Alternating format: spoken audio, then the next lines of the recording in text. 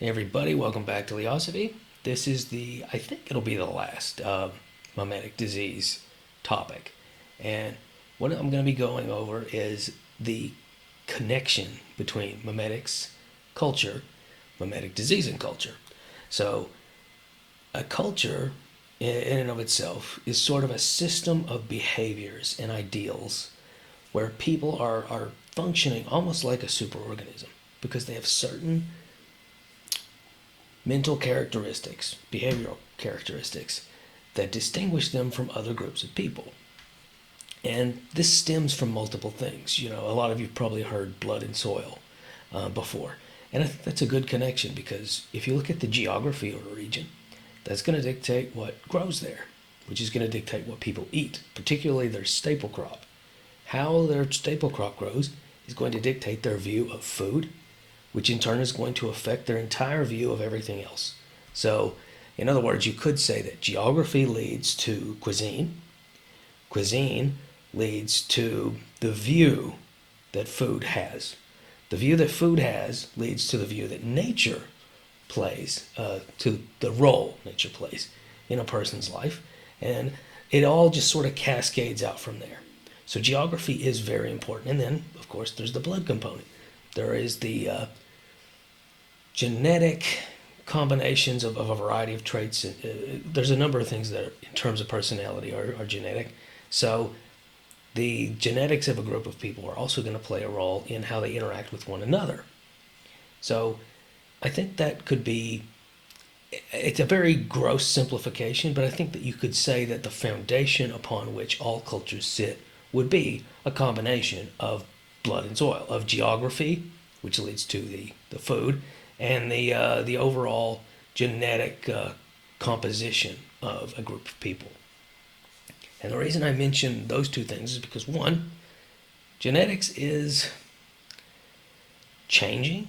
It's alterable because of both mutations and the incorporation of new traits through let's be real. It's very seldom up until the 20th century, well, 19th century, very seldom due to immigration. It's actually usually due to war and war brides and rape and the association of that conquest kind of mentality that a people have, because a people have always viewed themselves as distinct from other neighboring peoples. That's a huge part of the tribal mentality that we've seen for most of history.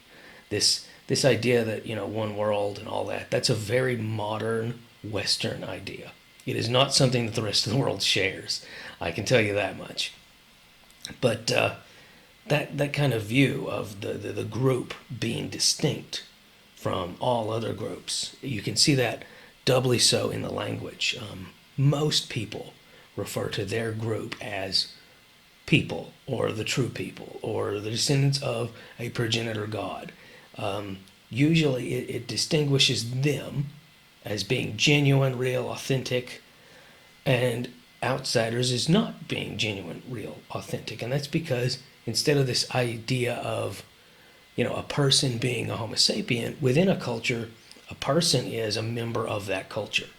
So someone who, through being born within that geography and having a common ancestry with those people and the phenotypic traits that go with it, that's what makes a person a person. And anybody outside of that group is, you know, human, but they're not part of the in group. They're not a person in that context. We see that throughout history, both with language and with actions, largely conflict. Um, so genetics changes is the point that I was making. Things alter in terms of the traits. It's, you know, you could boil that down in one word, evolution, but evolution doesn't necessarily work in a way that's consistent with human ideals. You know, it reminds me of War of the Worlds and the stratification of human beings between Morlocks and those higher ruling beings on the surface of the world. Well, similarly, that's where we were getting into it with both dysgenics and with memetic disease. A people can have a negative genetic trait that proliferates itself. And obviously, that doesn't directly tie into memetic disease because we're talking about genetic dysgenics.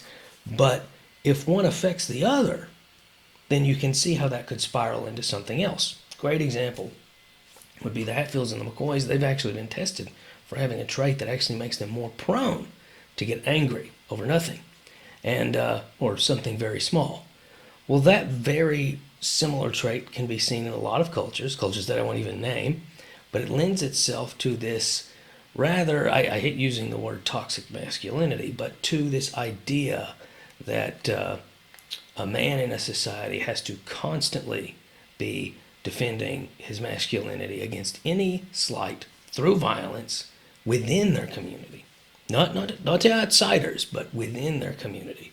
It leads to the high murder rates that we see peppered across the U.S. in certain cultures, that kind of mentality. Well, that's a combination of both memetics and genetics, and that's the point I'm making in this episode, is that quite often genetic traits that are negative for a group that have proliferated because of 20th century dysgenics can piggyback on memetic traits like, say, pop culture, and as such, there's sort of a compound interest in terms of negative behavior, a synergy between those two things that leads to a lot of problems ultimately. So how do we solve that? You know, people say, well, we need to solve the culture of certain things with programs, etc. But you know, if there's also an underlying genetic problem, where do we go from there? And from there, we can look at the other aspect of culture, the geography and the food. A lot has changed in the 21st century and 20th century regarding what we eat, how we see ourselves in relation to the land that we're on, and how that affects culture.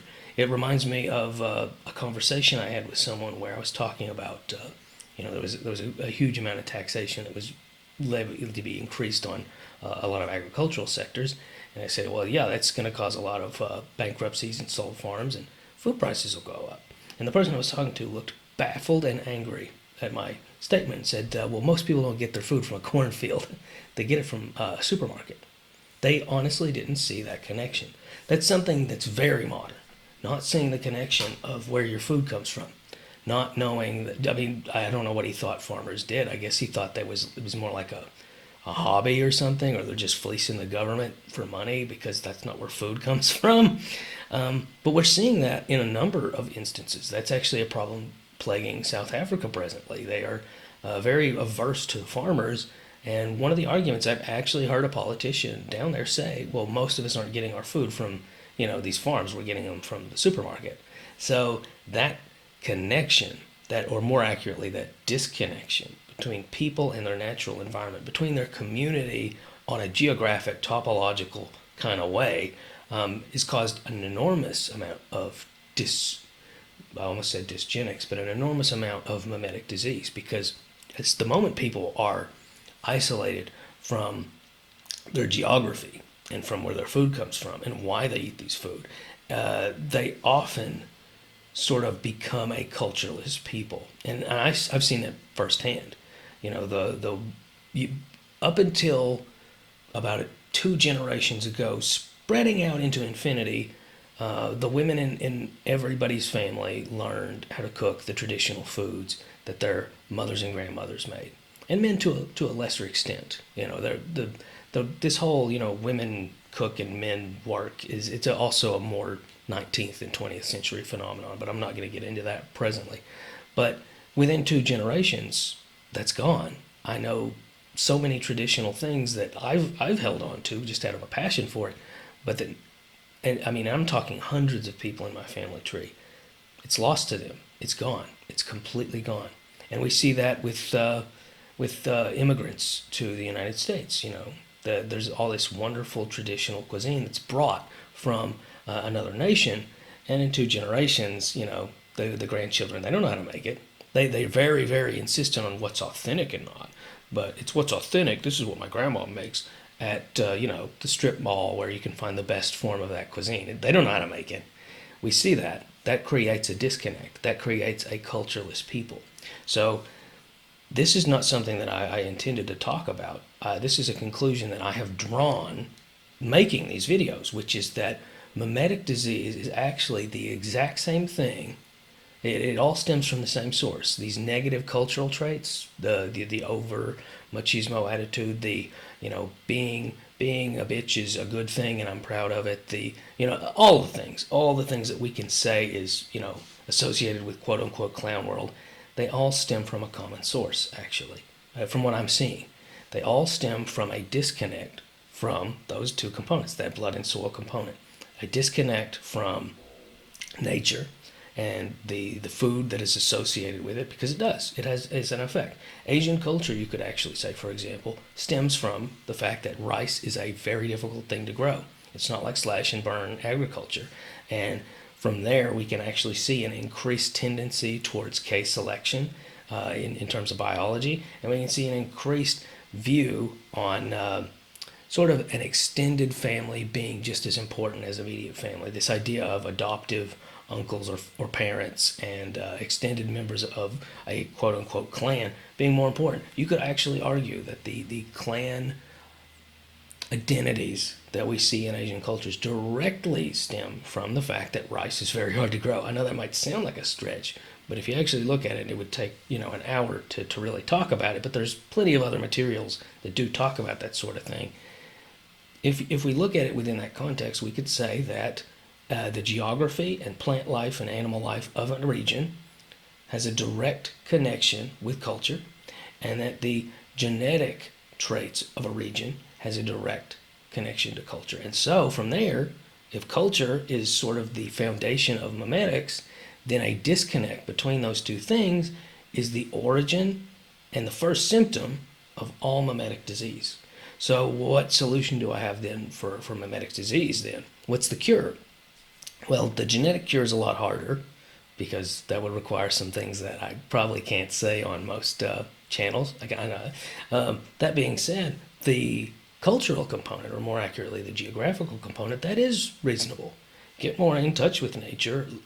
If your grandma's still alive, call her up and ask how does she sew those quilts? How did she make those dishes, etc. All the things that you are proud of about previous generations that you don't know how to do, reach out and learn them. And if you don't have a direct connection to that, find a community that's passionate about those things and learn those things. I think that's really the best way to preserve the positive components of a culture and at the same time erode the negative things that have weaseled their way into cultures through memetic disease, through negative ideas, negative memetics causing issues within a people. So I think that's all I got. Like, share, subscribe, keep asking questions. Bye.